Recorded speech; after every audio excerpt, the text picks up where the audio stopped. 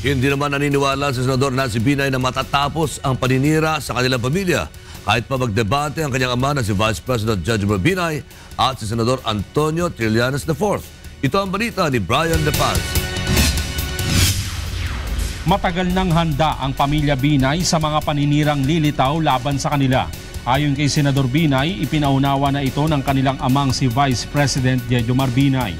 Sa kabila nito, wala namang payo ang kanilang ama na manahimik o huwag magsalita. Tungkol naman sa nakatakdang debate ng Vice Presidente at ni Senator Antonio Trillanes IV, sinabi ng Senadora na hindi dito matatapos ang mga paninira laban sa kanilang pamilya. Matitigil? Parang hindi. Kasi balita namin hanggang 2016. Itong ganitong propaganda. Siguro talagang hindi sila hihinto hanggang hindi na maging threat ang ating Vice President dun sa mga ambisyon nila pagdating sa 2016. Binatikos nito ang mga nasa likod ng paninira sa reputasyon ng kanyang ama. Isang partido ba nang galing yung pagbabansag ng maligno sa ating Vice President, diba? It came from that side. So bakit naman namin gagamitin yung termino na galing sa kanila?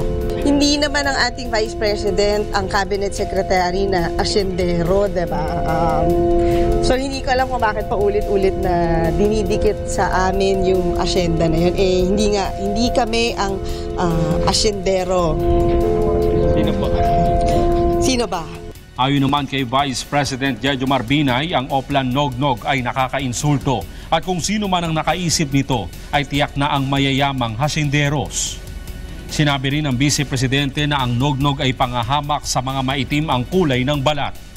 Ipinahayag rin itong si Senador Trillanes ang may kaisipang laban sa mga mahihirap at ang mga nasa likod ng smear campaign laban sa kanya ay masyadong maliit ang tingin sa mga mahihirap at maitim ang kulay ng balat. Sagot naman ni Senador Trillanes, Hindi tayo atras, tuloy-tuloy lang ito. Nakatungtong tayo sa katotohanan at nakita ito na backupan ito ng siyam na hearing na. Sa Huwebes, muling ipagpapatuloy ng Senate Blue Ribbon Subcommittee ang investigasyon ukol sa Makati City Hall 2 parking building. Brian De Paz, UNTV News Worldwide.